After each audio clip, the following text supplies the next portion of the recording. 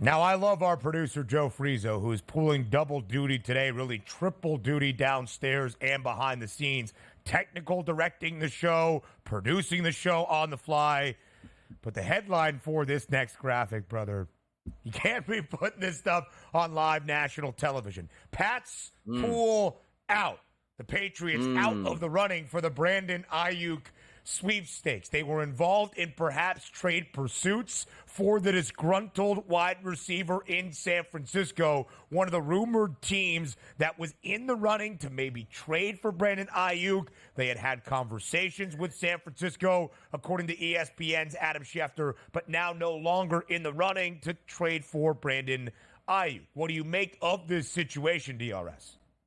Yeah, this situation is kind of odd for me to start out with because we've heard about Brandon Aiyuk being upset with the San Francisco 49ers for months and months and months on end, right from the Super Bowl all the way up till now. So you say, all right, we're in the Super Bowl window. We want to win a Super Bowl. We got to keep our best players happy. He's an integral part of this team, but they sort of let this fester where he's not practicing and now contacting other teams and probably getting excited about leaving San Francisco to go to the other teams. But the joke for me always was, like, if he went to the Steelers, like, okay, Russell Wilson's a quarterback, Justin Fields, there's a legitimate chance that they could be a solid franchise this year. I'm not talking about Super Bowl, but just playing in a good division, and you're certainly going to get your fair share of looks in that offense. Or if you're going to, let's just say, the Cleveland Browns, saying, you know what, Deshaun Watson, hopefully he can turn it on at this point and be that quarterback always thought he would be. I'm going to be an integral part of a very good football team. I think that can make a run into the playoffs and do some damage. The Patriots never made any sense for me because there's the timing of all this. Do you always want to improve your team? I understand the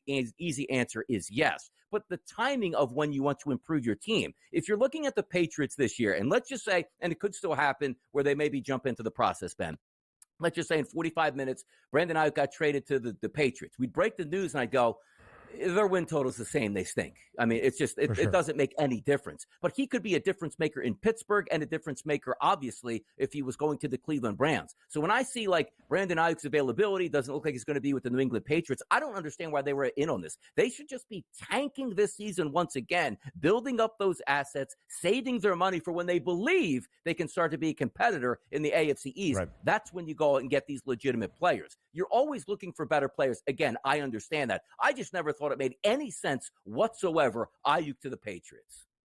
I think it's a great point, Donnie. And that's what makes this situation a little bit confounding in San Francisco. Brandon Aiyuk, in my estimation, is a difference maker. More than 1,300 receiving yards last year, 7 receiving scores in the first full season with Brock Purdy. Aiyuk, not Deebo Samuel, not George Kittle, was Purdy's top target. He is a difference maker for a contender, like a Super Bowl co-favorite in the short NFC title favorites that are the San Francisco 49ers, and yet he is now on the trading block, which makes this situation even more complicated as well for those on the outside inquiring with some interest into Brandon Aiyuk and maybe having conversations with the Niners GM, John Lynch. You have to trade for him, and you know there's going to be a hefty trade tag. Multiple early round draft picks would be my estimation of the capital you would have to give up. And then you have to pay Brandon Aiyuk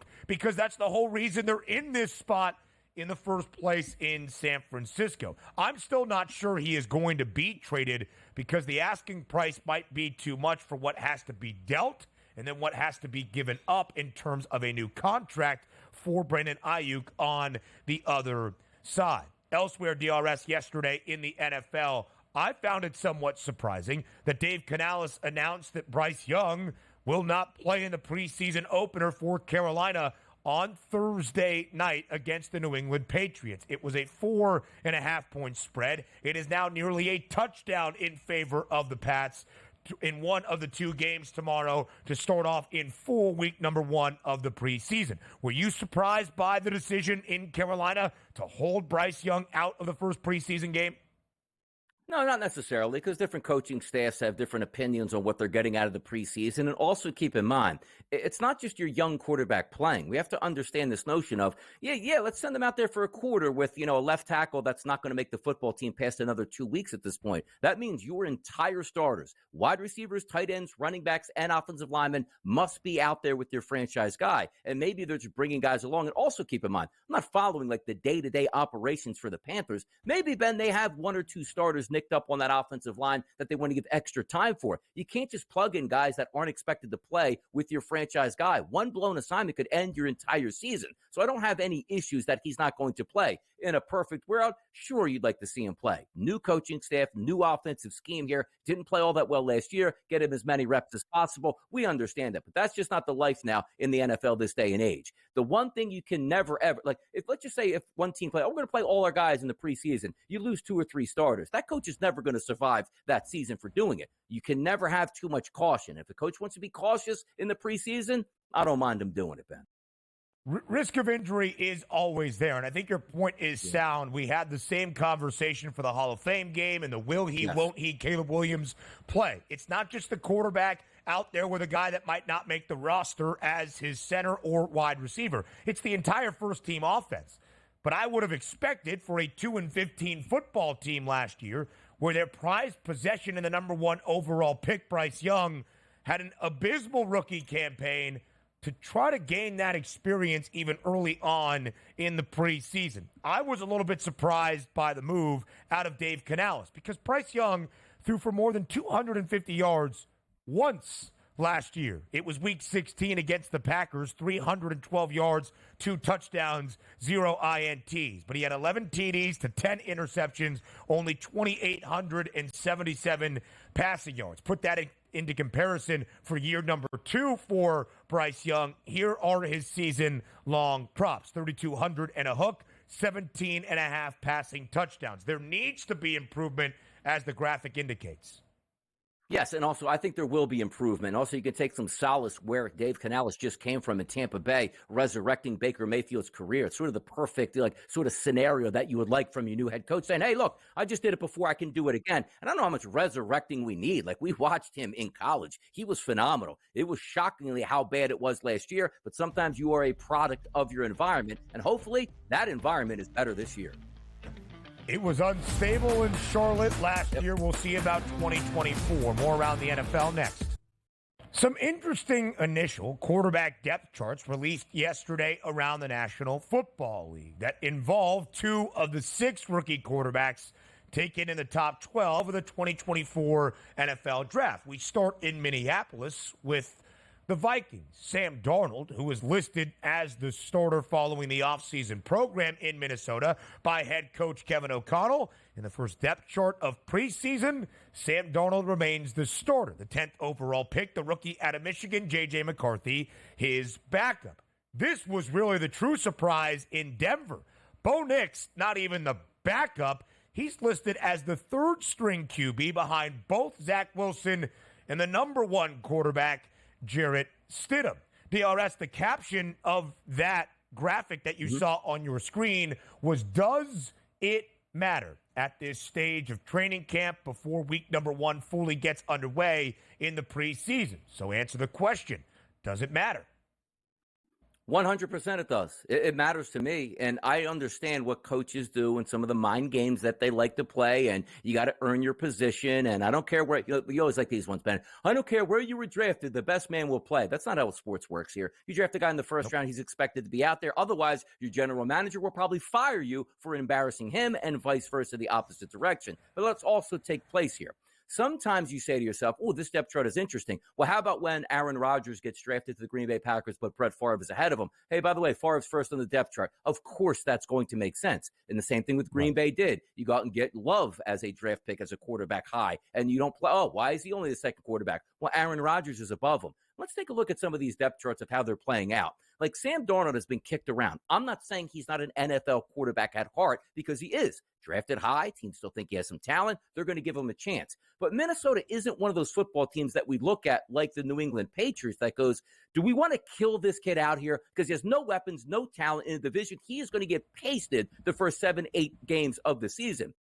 We were led to believe J.J. McCarthy was the ultimate winner. Unbelievable at the chalkboard. Boy, when you get him into the pros, he is going to be it from day one and command that huddle. We even had Jim Harbaugh thinking out there in Los Angeles that he was going to trade Justin Herbert because he never saw a quarterback ever around men that could be able to lead a group of guys to a victory. So now we're saying to ourselves, wait a second. We've watched J.J. McCarthy in his pro days, in his OTAs, and in training camp now, and he's not better than Sam Darnold. That could be an issue. Flip it over to the Broncos. You went out and said, all right, well, we're going to trade Russell Wilson. The future starts now.